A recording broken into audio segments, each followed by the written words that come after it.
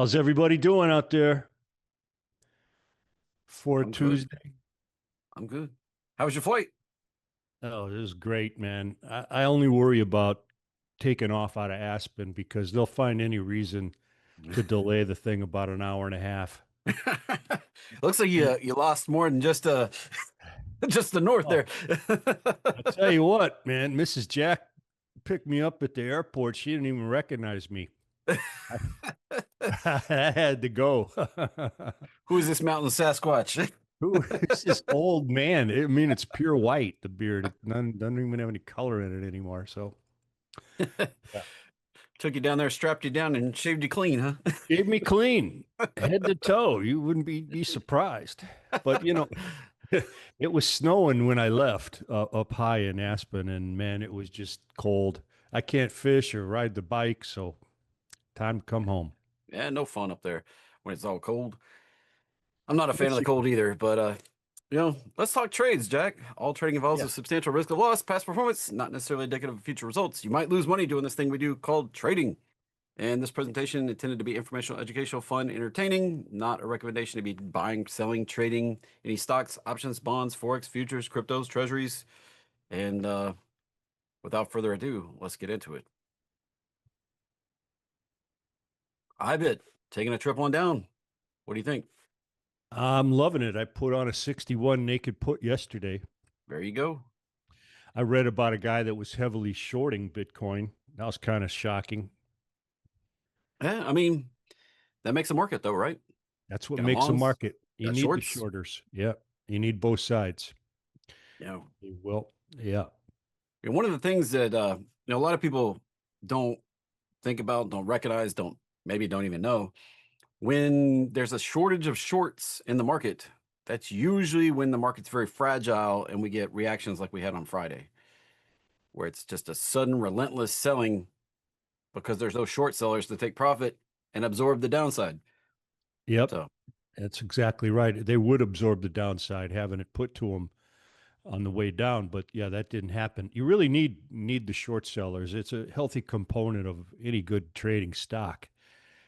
But you can always look up the short interest and decide if that's the thing or not. And speaking of shorts, I'm telling you, man, this Rigetti computing, this thing, this thing smells bad. Now, I got to tell you though, I bought it at $3.33 and whew, I sold it at 12 thinking I was a genius. But well, when I I see mean, it up here at 53, hey, I got no FOMO. I got no fear of missing out. I No don't big either. thing to me. I got a fear of missing out on shorting this thing That's because this is coming back to at least 10. it's got nothing. I mean, it's got nothing. It's still losing money, Viciously. viciously losing money. Uh, they don't have a an application for their computing. Holy moly. Look at that. Talk to me. 1,652 years of sales to justify the current price. Not happening. Yeah, that's The 1,600 years. I mean, that's almost, we're getting close to as long as, Jesus has been gone. have you ever seen anything like this? Maybe what were we looking at? Oklo. Oklo is pretty crazy too, but Yeah, this one though, this one oh, reeks Oklo is because infinite because it has no sales yet. Yeah. no sales. Yeah, that's crazy. But the thing with Rigetti is uh, no one's going to beat IBM at quantum computing. So they've been Yeah. at the game forever. This is just crazy. I guess it's the hope and a dream that they lock down some sort of patent and then, somebody buys it out basically. Yeah, But I, this is just too much for me to handle. I'm gonna put a short in here. Maybe buy a put. I'd rather short the stock because if you buy a put, time decay is going to eat away at that thing if I'm wrong. yeah, And even if you absolutely. get the timing right, and we should look at what the expected move is on this thing. It's trading on air. It's running Give on me fumes. Let me see. RGTI. We But pull. I would rather short, if I got a deal like this, I'd rather short the stock than buy the put because I can carry the short forever. Now, something interesting that you could, that, I mean, we could talk through a few things here. You can fly out to 2028 right now, which is 829 days to be right.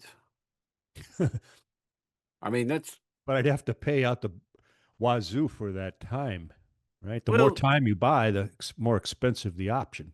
there's a few things you can do actually. And let me pull up another platform that will actually draw the risk graph for everybody. you know, this might be where, I have a few tricks up my sleeve how to potentially play something like this. And let me get this platform logged into. I'm going to load up E-Trade because it has a great risk reward graph. It came from, used to be called Trade Monster, and then it was Option House, and then E-Trade bought them out. Now Morgan Stanley owns E-Trade, and I still love that platform for graphing the risk. It's where this is, the platform I basically started trading options on. So I am most at home when it comes to complex, weird option strategies. Let me, Question about how did you pull that up? That's on Trading View, that I chart. had, yeah, the chart right here is TradingView. I had Tasty Trade up a minute ago, and now I'm going to load E-Trade, Power E-Trade. We're going to go to trading RGTI. There's the options. We can fly out to, just fly way out here.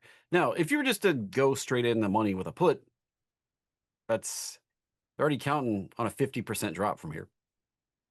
That's already, Wow. Look market at that. makers already pricing in the risk for a 50% drop. That's what I like. So Rather than there- paying, I mean, it's already priced in, right? $25 is crazy. You would have to move. Yeah, you'd have to go to zero 50%. basically to, Yeah. to make that worthwhile. But And, there's other things we could do here. I meant to go long that put, and you could potentially sell the same strike call and come up with a synthetic short right here. And we call it a synthetic because it's the same thing as shorting stock.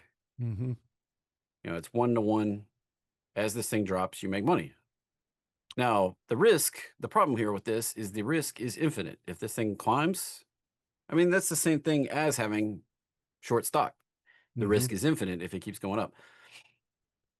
Now, some other things we could do to cap this. See, the max profit right now is going to zero per contract. So max profit is from where current price is to the bottom minus, you know, take the strikes minus what we paid to get into this, which right now, $5 roughly. Now you can adjust this around. We could go up to 55 and turn this into a very small $100 potential. Now it gets it really close to just shorting stock. Yep. And what if we wanted to cap off the upside risk here? Well, on this expiration, we only go up to 80 strike, and it's priced in. Like they've got it stacked for making no money. The market makers essentially telling you that they know this is going to be volatile over the next 829 days. So, but this is one potential. Now, for things that don't have crazy volatility priced in, you could potentially buy that 80 strike up here. And this is just going to totally blow out the risk reward because now it costs more than just buying a put. So that doesn't make sense right there to do this. To do this with the cap and the upside risk doesn't make any sense, No. but it does, it brings your max loss here and puts your max profit basically at the same as just buying a put. That doesn't make any sense. No. And again, time decay, if I'm wrong on the timing, whereas if Yeah. I'm shorted, I can just short more if it goes higher and finance my short. Now, something else you could do. One of your favorite. This is not usually this is some, excuse me, something I might consider, but you got to get the timing right. Now, with IV stacked in here really tightly, one of the things you can do is buying at the money. I keep clicking sell for some reason, and sell one much lower in strike. Maybe you expect it to basically cut in half. And right now, they're still pricing that in at 16, but you'd make money potentially on the way down. Yep. I just looked at this before we started the show. When is their next earnings date? That might be a good time Yeah, for so engaging. that's playing out like as far as you possibly can with options and some of the options for playing options. Now, the next earnings date is reportedly November 11th. So if we flew out here to the 14th, whew, That would be still pricey. perfect. That'd be perfect, but that's too much. Yep. It's still very high. Yeah. And to be able to I get think anything reasonable on the downside, you have to be down around 40. This is, everybody, this is just how you figure it out. Like you just how start. you, yeah. This is how you analyze a trade and what should I do? And from what I'm seeing, the market makers have this thing priced to cover their butt, and that makes it impossible to make money on the option. But See, it's almost a 1-to-1 risk to reward. Even yeah, capping the like it just it doesn't make much sense. You have to get the full move down to really make your money. It just this these when a guru like me or Jack says that the options market is pricing out the ability to play options, this is what we mean. Like there's just not much to do here and be able to profit off of a theory that this is full of hot air. The market makers are pricing everything like they know that this is kind of crazy and stupid. yep, So that's yep. what, these prices don't make sense. The thing you could do is fly down here. If you expected it to make a 50% drop, you'd come in here somewhere around maybe 35, 34, somewhere where you could get like $1 exposure, might be down to 30. These bid ask spreads are ridiculous, quite honestly. Look And at that, 67,305. yeah, That's right. That's exactly why you don't look at it. 3 cents to 315. So if you buy that at 315 and you put a stop in 50% below your purchase price, you're going to be stopped out by the time that order got filled to buy it, right? well, look at that one, a penny and Jeez, $3. crazy. Is there any open interest on that? Let me let me pull up the other platform and That would show you how stupid the market is. I always love to look at that. You know, when you look at Nvidia's options, there's calls at $5 and there's volume in them. It's just nuts. let's see, we were down Yeah, here. Yeah, I mean, there's open interest in these. a little bit, not much. 10 on that. Like they've already stopped everybody out on 27. Yeah, write that anybody, down. Write that anybody, down, folks. Never use a stop on an option trade. Write it down and look at that. I mean, burn that they in your can head. they can pull that bid ask spread all the way to zero, essentially. Yeah, yeah. And then you put the order in to sell it for a penny when there's no bid and someone will buy it and then offer it at like 280. This is a trap. This big trap. But I normally don't like to short anything in a bull market where all three major indexes are above all three of my trend points. But this thing, it smells so bad. I can smell it from here. Well, Jack, I was showing off that synthetic, and I did have a synthetic on this one for a while because I've been kind of bearish on this Yeah. dropping Yeah. out.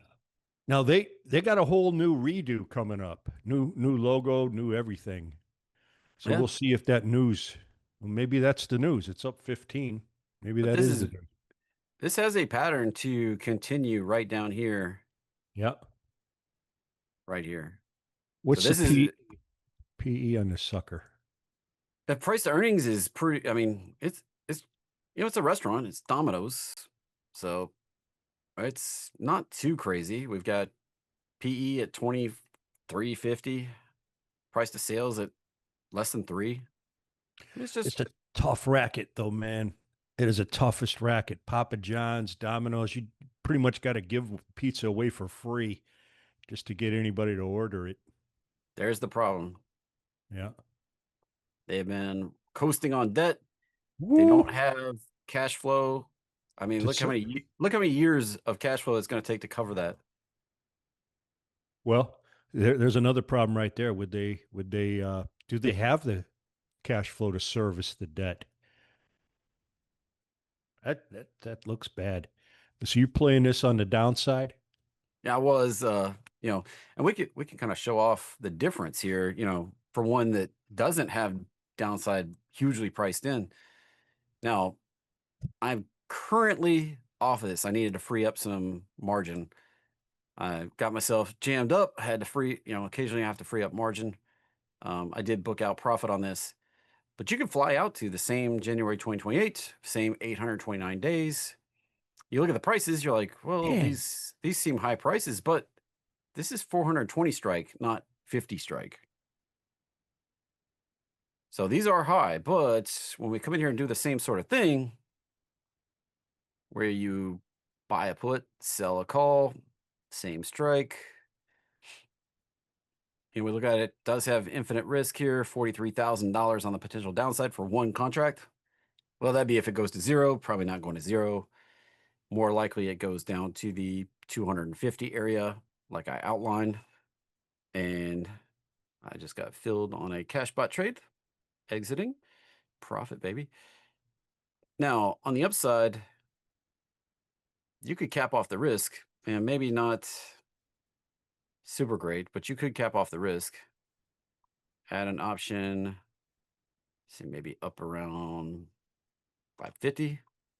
Let's go 520, see what that cost is. Cost is still 23. That's still pretty high. But there you go. That's, it just shows you, like, right now, this is not a great one because the market's kind of pricing in that there might be some potential volatility. I did this back when it was rising and up near highs.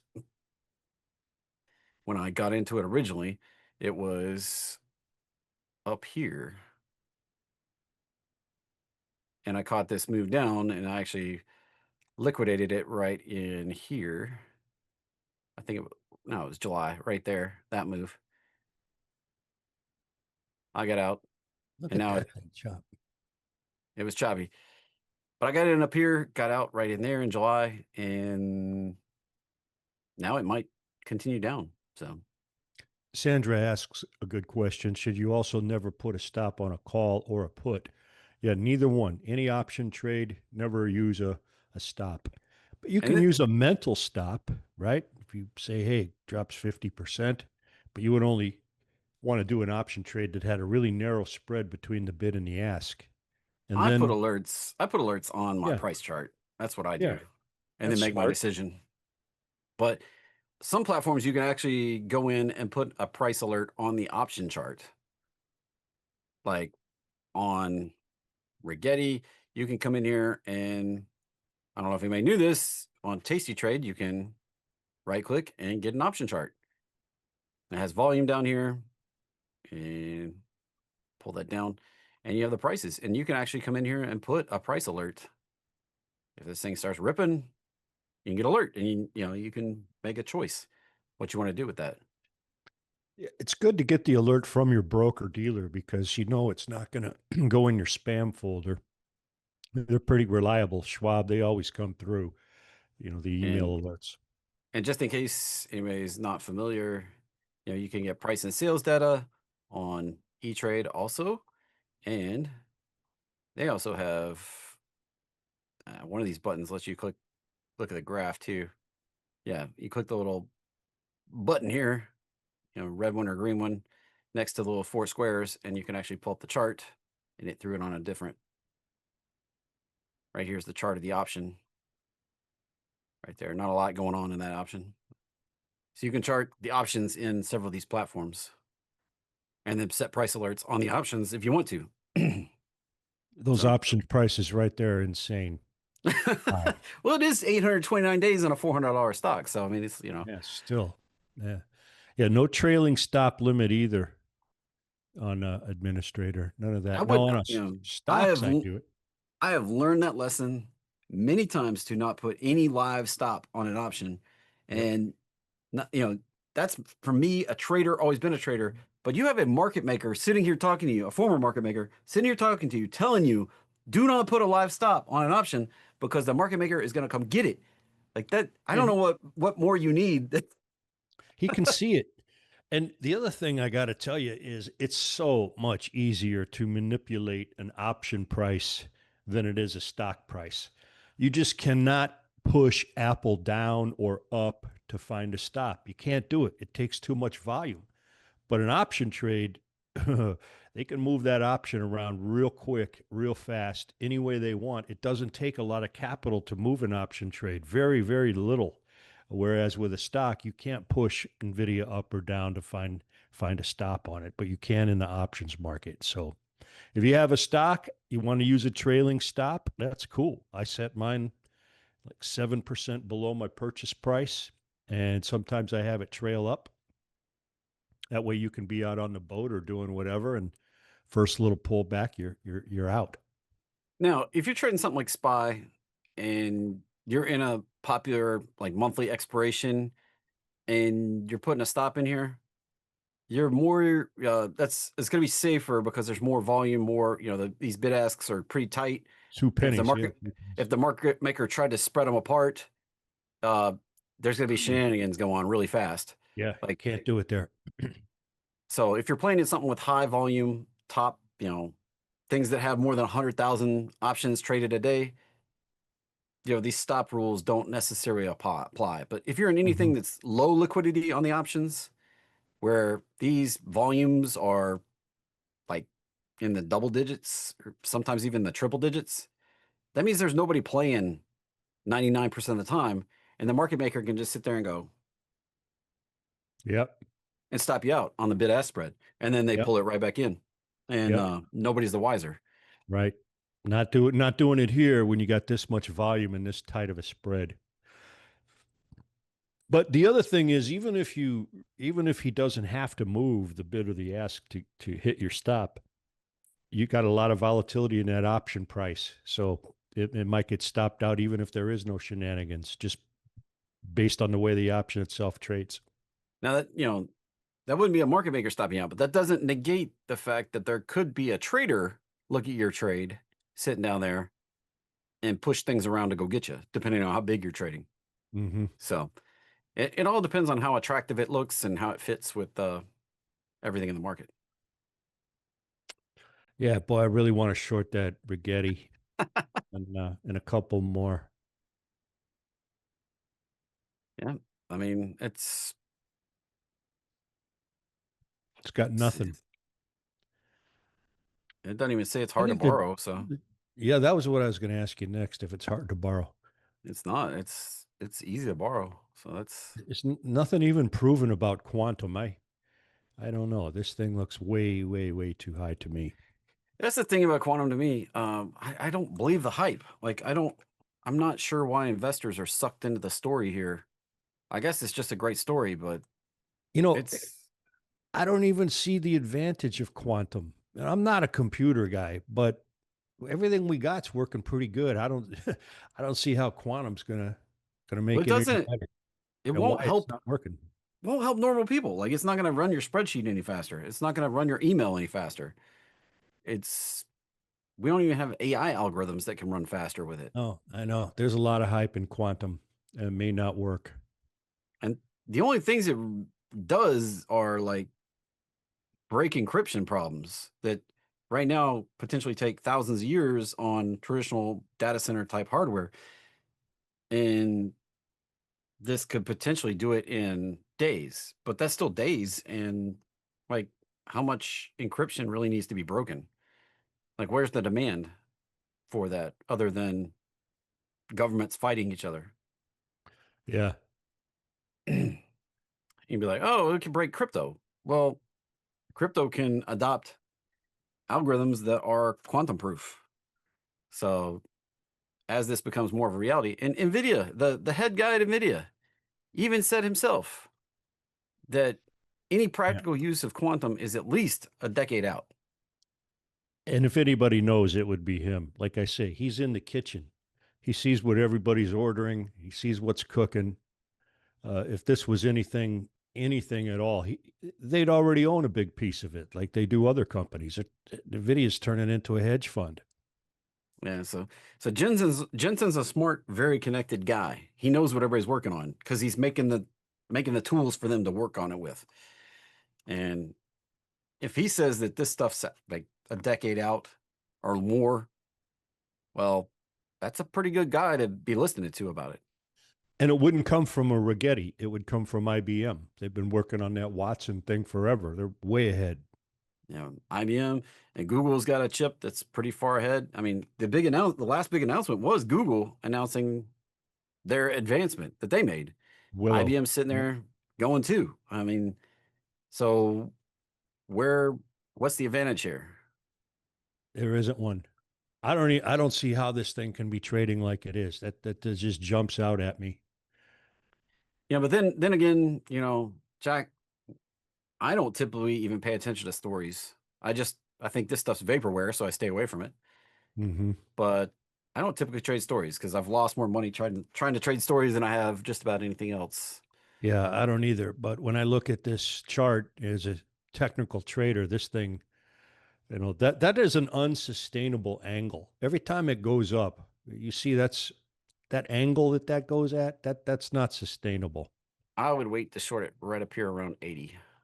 Well, I want to take a little nibble short here at Hey, you can 55. you can do whatever you want to with your money. I'm just saying, like that's right now when and if this finishes its technical pattern, it is due for a large pullback.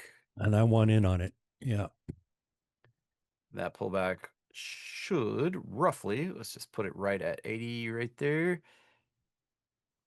Could come all the way back to 3. That'd be crazy. It wouldn't surprise me.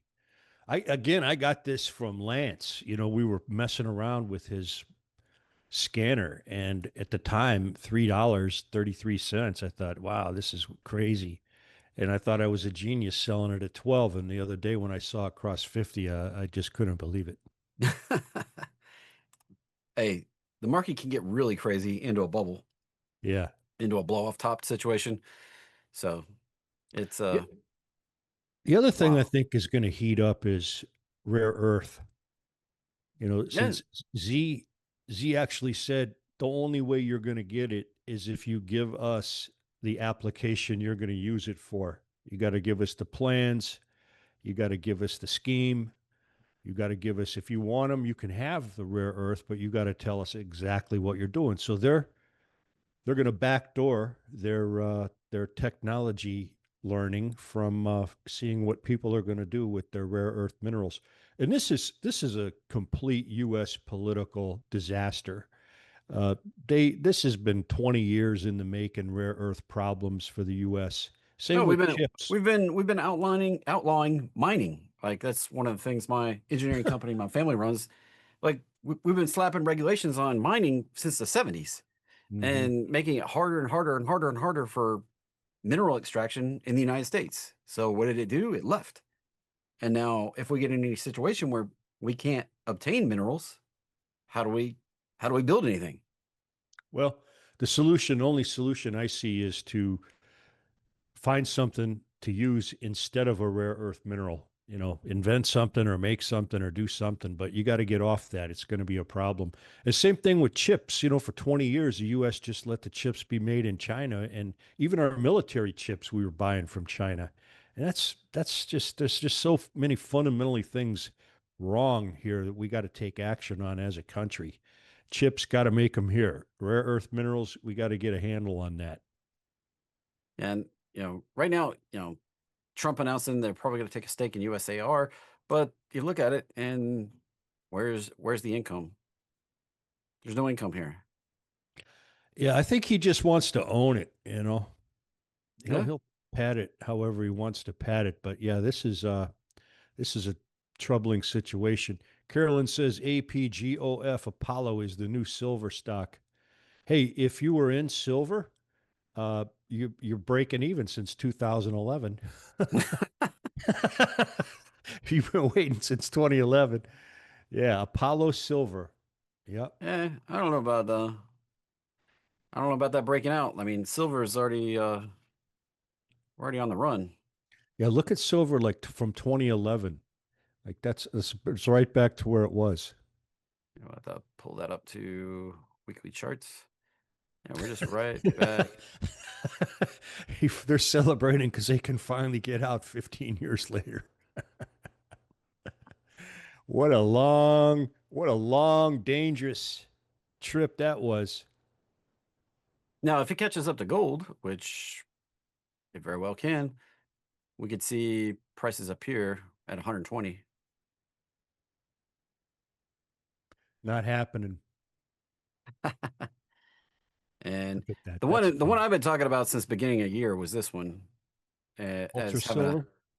ultra silver, having a an opportunity to be the best performing asset this year. I was talking about it back in January, and you can see the upside potential here from January to now, 154%. This was the way I suggested people play it if they wanted to buy some shares and sit on it. You did pretty good. Not But too bad. now we're at lofty levels. And this thing is a leveraged instrument, and you compare it all the way back to back here in 2011, and it's still not even, the downside ate this one up. So I don't expect it to get back up here. Not really.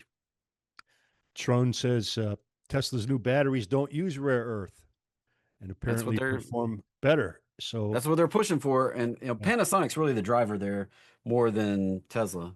So they work with battery suppliers like Panasonic. So you gotta, you can hear different things from Tesla, but they rely on and work with Panasonic and actually some Chinese battery manufacturers too, Cattle and other companies. Yeah, whatever technology is in batteries, though, Tesla's going to be at the cutting edge of it, you know. And I mean, they're building lithium refineries because they don't expect to move off of that anytime soon. So What's um, palladium doing? hold on one second. This one is a Oh, yeah. lithium miner that is coming up pretty quickly to a resistance level. Yeah, I like that one. This one owns lithium mines, and people don't necessarily think about it, but it's been beat down too. Like this was beat down, beat down, beat down, beat down. It has a nice potential to recover here. I want to see it break out through this before I really put any money on it for me. That's a Well, major there you have it. resistance. Bank of America right there says it's going to 100. You got to love Bank of America. Yeah, and 100 is right there where the resistance is, and I'd love to see it break through that and potentially head back to the all-time highs up to around 300. We have Rob and Dan saying rare earths are not rare, Yeah, very messy to refine. Yeah, well, that a lot of that's true. they say rare earths. It's just that they're not as common as other elements in the Earth's crust. Yeah. So, like you look at iron, there's a lot of iron. You look at silicone, there's a lot of silicone. You look at molybdenum, there's not so much molybdenum. Lithium maybe not as rare as it seems, but it's also very difficult to find the deposits. So, and this is one that's was pretty rough. Lithium Ooh. America's company, but Trump announced he was going to take a piece right back here, and this thing goes ripping. And like I say, good news can make a stock go up, but it can't make it stay up. This one's coming back. You can't have that spike like that without a pullback. And the problem here is where's the money? Show me the money. And this, Jack and I constantly harp on this. Like, if they're not making any money, their net income, the revenue's missing. It's a problem. Like the first Especially hiccup, yeah, the, especially if the debt goes up. the first big hiccup in the market, this one's getting liquidated. Zoom user asks regarding Rigetti, what about playing the RGTZ and the RGTX? I'm just, that's up to you, Jack. What do you? No, I'm going to take a straight short on it. Yeah, I'm this gonna has a ride that 2x pup. short. But the thing about 2x shorts, so if the stock goes up double, if the stock goes up 50%, what's 2x on 50%? 100. 100%. That goes to zero. If the stock goes up 100%, what is that on this one? 200. 200%. That means the stock goes up 100%, it doubles from where we are at these crazy 55 levels, it doubles to 110. This thing 200% down, that's potentially liquidation. I'm gonna go with a good old fashioned short position. I'm not gonna get fancy here. So you can already see this has dropped from, and just this has only been out for 4 days, and it's already dropped from 20 to 9. Is that's the whole thing with these leveraged ETFs? People look at how much they can make, but they never stop and take a breath and realize how much can I lose. And right there, what if you're in this at 19? Now, 4 days it's later, just what are you such a doing? trap. Like, No, there's no, not even you there's not even going to be options on this thing. does it have any yield or anything? It's it's only been out for 4 days, so it doesn't have anything. Gosh. It's, Yeah, probably a big there's fee. no options, so this is just to me dangerous. Yeah, big fee, 1.3%. Bodine asks, how many times can they do a reverse split before it finally have to liquidate it? A bunch. Yeah, they can reverse split a lot, but there is liquidation criteria in the prospectus. If their net asset value goes to zero, they just end it. Like Granite Shares did one on AMD. It wasn't US listed, but that one of their AMD shorts went bust on that pop on AMD. Yep. That's going to be a theme, a recurring theme this year, pretty much all of next year, is how many of these new ETFs fold. They're coming out at such a rapid pace. I can't even keep up with it. Um, and again, they're not coming out with these ETFs because they think they're good investments. They're coming out with them because they think they can make fees. That's it. And that's people get that wrong a lot of times you know when these guys flip a switch, they're bearish on Bitcoin, they hate it, so forth and so on. Then they turn around and they love it because they're launching an ETF for it. And I think that's one of BlackRock's most profitable Oh, yeah, ETFs. it's now their most profitable ETF that they manage. And I was trying to look up Granite Shares.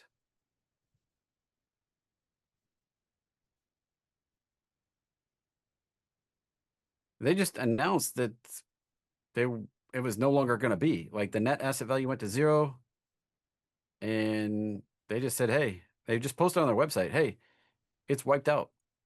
And if you don't believe me, I mean, right here it is. The product, this catastrophic move immediately wiped out European listed Granite Shares 3x short AMD, which was designed to deliver 3 times the daily return. And the asset value dropped to zero. Granite Shares announced it would not issue any redemption payments. The product was delisted and gone. Look at that article. What happens if your ETF closes? It's very simple. You lose all your money. It's gone. It's over. Yeah. Just Yeah. wiped clean. Yeah. Too many leveraged ETFs. And we're going to see a lot more of these things fold. And I think yield shares is going to be one of the leaders.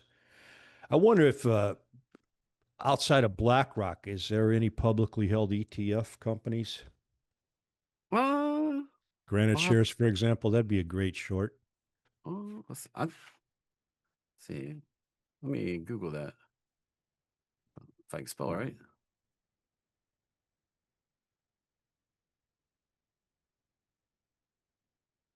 Says BlackRock, Franklin Templeton, State Street, Wisdom Tree, Yeah, those are too Gam, big. Gamco, Charles Schwab, Sprott, CBOE actually lists some, Janus, MSCI, ProShares. I think ProShares is JP Morgan. Jacob Sharp had a great point. Jacob says leveraged ETFs, the new meme coins of the market. Well, that's essentially what they're making. I Hmm. mean, is these ETF creators are making products to try to attract crypto traders back to the actual markets. You know, the crypto traders have influenced the market so much. They're the ones that forced the SEC to drop the day trading rules Yeah. because if you can't date, you know, if you're going to get hit on a day trade rules on stocks, they'll just go into an asset or a vehicle that doesn't have a day trade rule. And, you know, SEC, NASDAQ, everybody's saying, wow, we got to get these guys back trading stuff on our exchange. So let's get rid of that day trading rule. I think that thing was dumb to begin with. I still don't know why they ever had it. Well, I remember when it came about in the 90s. That was Yeah. right around the time I started trading. They instituted that. It didn't exist when I started, but people were using broker leverage and getting in trouble on the big swings that happened during the dot-com hype, Hmm. and brokers were getting in trouble. And I think brokers pushed for the 25,000 requirement just to try to chill it out because they kept getting stuck with the bill because people would get liquidated and not have the cash to cough up. All the time. All the time, especially on the downside. And especially, you know, also on the rips, people got caught short a lot of stuff. I remember when shorting was just getting popular, but people hated it. I was doing some shorting in 2000 and I got death threats in the email. You know, people just hate short sellers, but they're a necessary part of the market and it's legal. So, you know, I know people hate short sellers and I know board directors always hate short sellers, but stocks fall a lot faster than they go up. And when you hit that right, like in 2000, that was some of the biggest, fastest money I ever made in my life. Yeah, so who shorted? Anger. Who shorted the market? Why did the government allow this to happen? It's right here on the psychology, right there. You see right there? That's going to be Rigetti on the right. After the word euphoria, right there to the right. Yep. That's that. You could copy and paste this chart right over what's going to happen with Rigetti. It happens over. This pattern happens over and over and over and over on all sorts of things. Yeah, we could go through tons of them, but palladium right here. Strange that it doesn't, you know, nothing looks like gold's chart. Yeah. We talk about Yeah, this, but it's not the same. platinum is arguably one of the biggest winners so far this year. I mean, look at that straight up here. Not sustainable. That angle, you cannot have that sustainable. But then you zoom out and look at it on a weekly basis. We did a big move up like this before, technically wise, technical pattern wise. We're coming into a Po- resistance. posed, posed the gamma. Uh, at what price are you thinking shorting Rigetti? Right here, starting. It wouldn't be my one and only short, but you know, I'd pop off 100. Uh, you know, if it goes up, pop off a little more, raise my average price. That's called financing your short, and I'd stay with it. Yeah, my wife and I bought platinum wedding sets when we got married right back here. Oh, nice. Do you have it And on now? Let's see. now I got the 3D printed one on right now. Just in case somebody was going to rob you for the real one, right? Oh, when I misplaced it Ooh, right here. I misplaced it right here. It had fallen off my hand in the winter. It was outside somewhere. And I went to look at the replacement cost from there to there, and I about had a heart attack on the price. yeah. And because it was worth way more than the dollars per ounce. And I somewhere over here, I'd found it pretty quickly, and then somewhere in here, I put it away, and started wearing alternate uh, rings for my day to day, and so it's sitting in a safe place right now because Good. it's worth a whole lot of money. I'll bet. Yeah, nice. So Um, that's my platinum story. Yeah, administrator says short sellers are also negative displayed in movies. Yeah, they're pretty ruthless. I worked for a guy that owned a brokerage firm, but all he personally did was short stocks. I think I told you this. He started off, I don't know, about a half a million in a short, and it kept going higher. And he kept having to finance his short, which means throwing more money at it, shorting more. And I thought he was going to die. You know, he made himself sick with worry and stress. I went in his office one time to ask him something, and he had a bottle of Jameson, was doing shots, 10 in the morning, just to, that's not a life, right? And he was a very negative guy, though. Just his outlook on the world. He was negative about everything and everybody, and so it didn't surprise me that he was constantly shorting. But yeah, that came close to killing him, and it came close to putting the firm out of business. He just refused to admit he was wrong, uh, and his health suffered tremendously for it. I think in the end he was right, but it's not worth it after a year and a half of punishment. Yeah, you bring up a good point. I like to be able to sleep at night Me too. and not punish myself. So I tend to stay size wise, position wise, risk wise in positions where no matter what really happens, I sleep fine at night. I'm not ever sitting there when the market's closed, like worrying about a position. And if Yep. you are, you traded too big with too much risk, and you should probably close it the next opportunity you get. Good, Yeah. bad, or I ugly, loss or win, close it. Because if you're Yep. worried about it, it's not worth it. I did that. I shorted a stock, and I think I got kind of tricked into it by the market makers, making it look weak. And then as soon as I shorted it, it ripped. And I was in this thing for maybe 2 weeks, and that was like the worst 2 weeks of my life. I couldn't tell my wife. I had two young boys.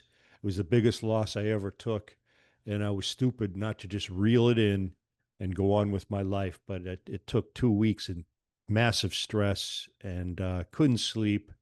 I was angry with myself, a lot of self-loathing.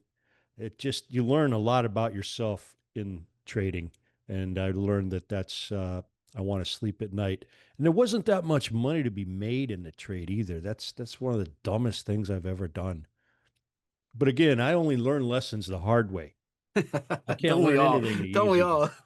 Seriously. Pay for all my educations.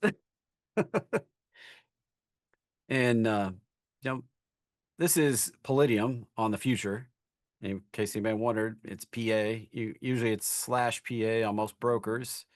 If you look it up on TradingView, though, it's PA1 exclamation point. This is Palladium. When we were looking at PAL, this is the underlying for PAL, PA1 exclamation point. And it has a little bit upside potential, but it's still lagging behind Platinum, I feel like. Probably will too. Major resistance right around $1,900 an ounce right here for Palladium. And it's like, how do you know what it's priced? Ounces or whatever. You can go look up it says right up here, APOZ, that's per ounce. And another way you could do it is just Google the contract spec. Like, what is Palladium futures priced in? Because if you go look up stuff like orange juice, what's orange juice priced in? USX, that doesn't tell you much.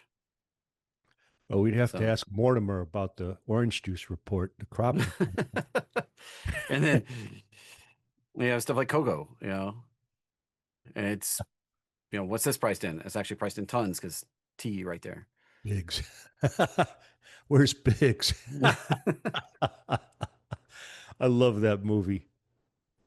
So anyway, you can look up anything just about on TradingView. That's one reason I use it. So Do you do anything with commodities and futures?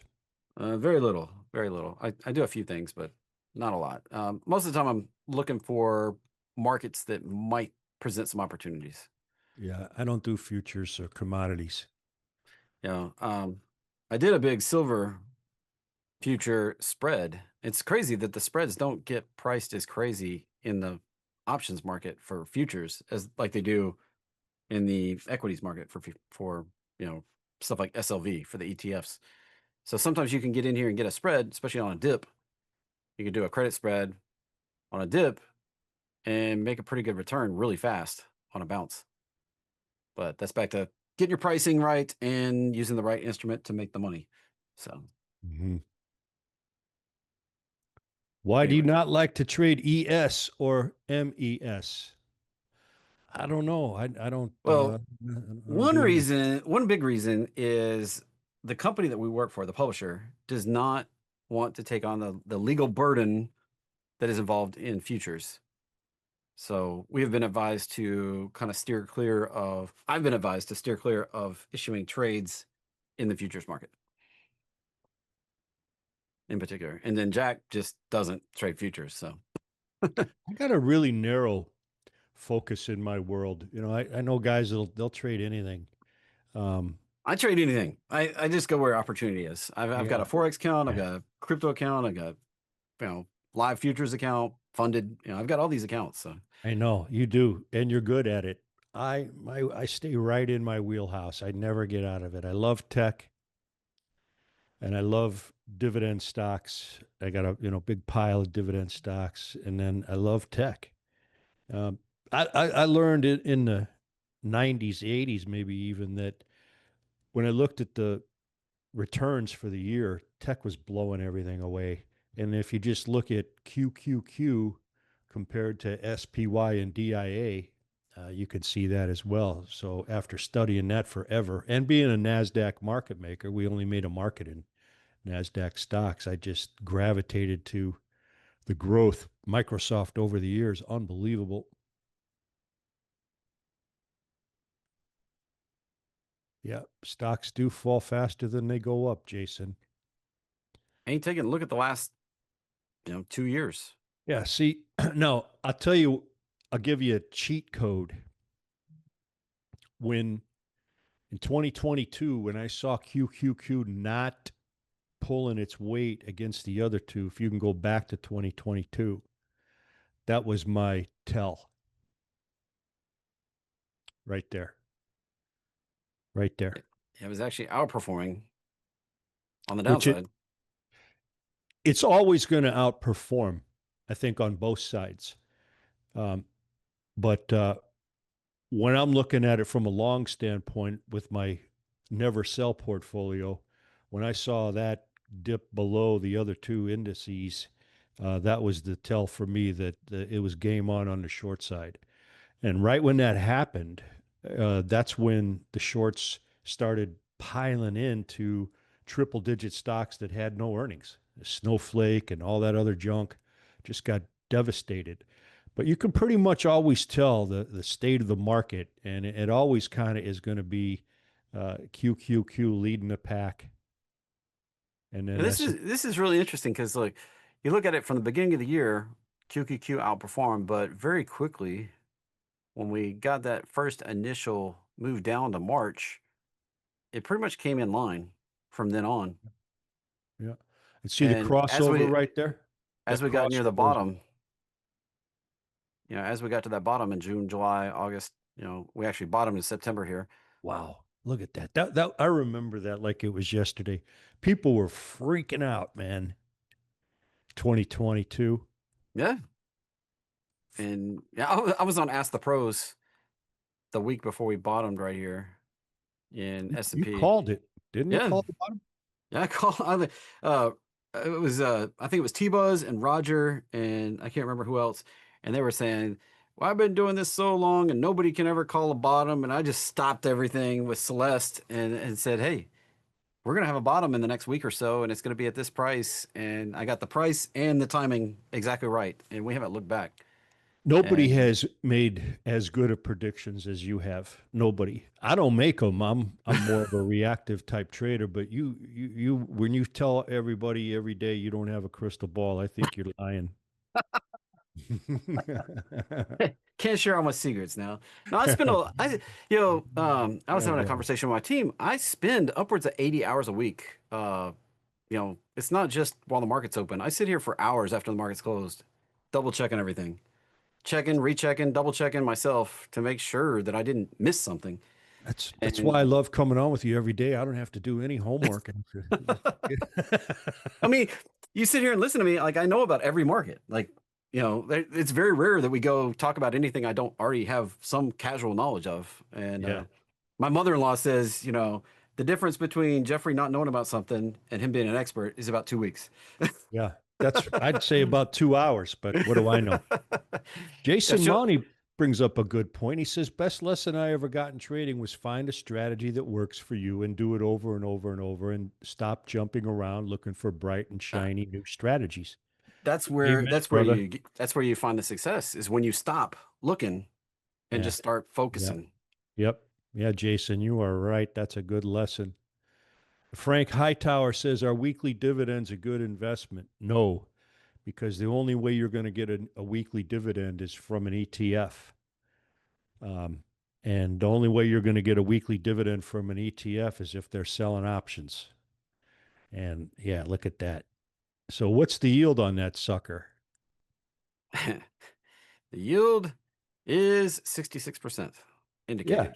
Now, you're going to want to jump on that and think, wow, that's amazing. But listen, folks, 66% yield doesn't come without a ton of risk.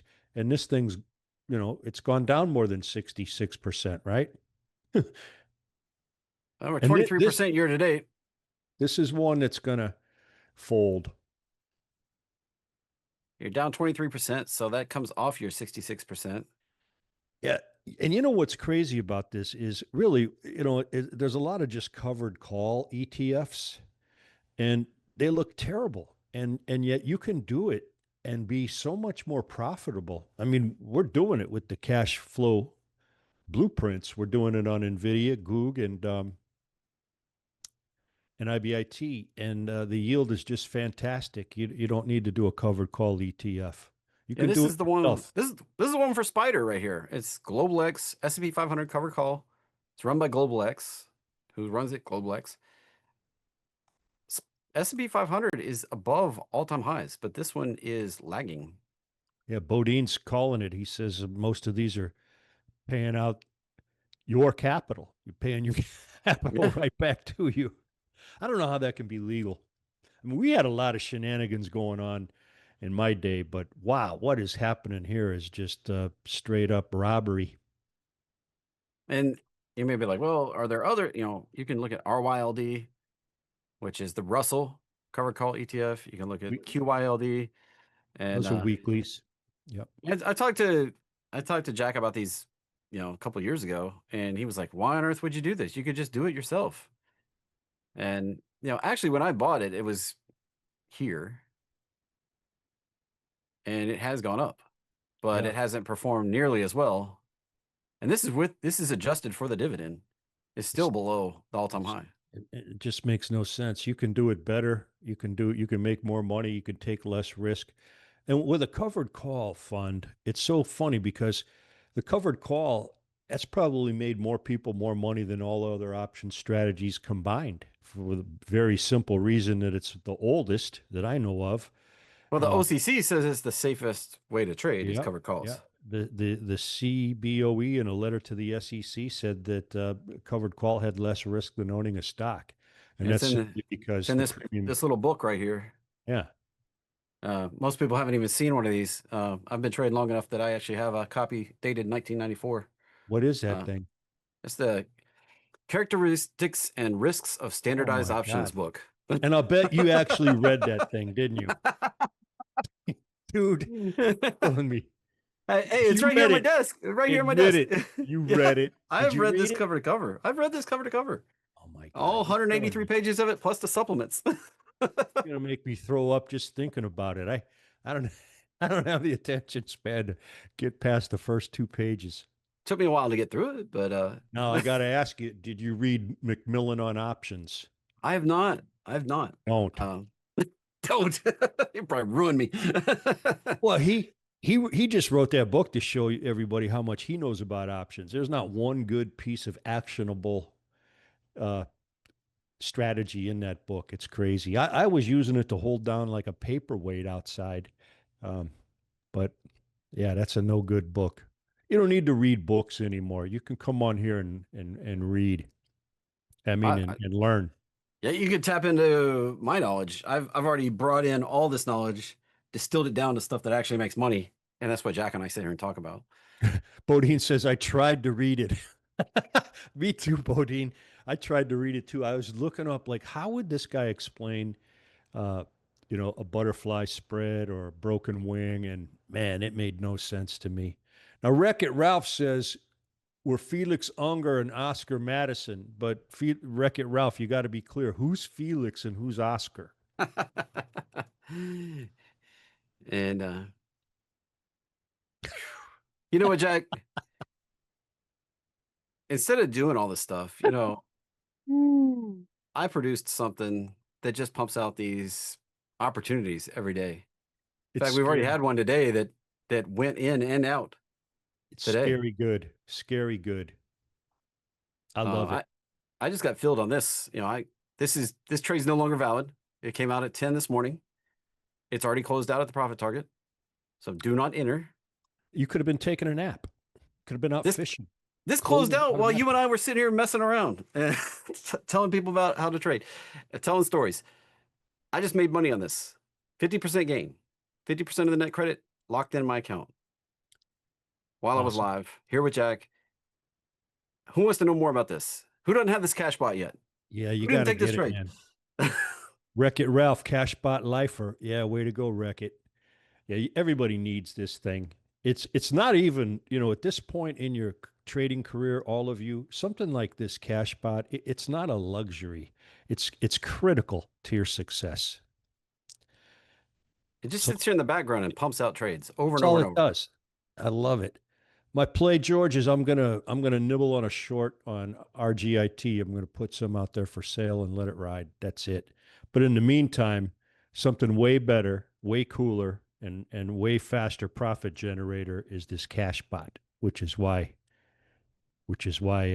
yeah, trust the process. This thing is awesome. Yeah, everybody wants to know, can you do it with blah, blah, blah? It works on SPY, QQQ, and IWM. That's what it works on. That's what we've proven it. We had very smart people back test it. As smart as I am, we've got people that are more expert at certain things than I am, and we put those people on it, and I take their feedback, and I'm not, I don't profess to be the smartest person in the room ever. I'm open to all sorts of feedback, and we took that feedback and put it into the system and made it even better.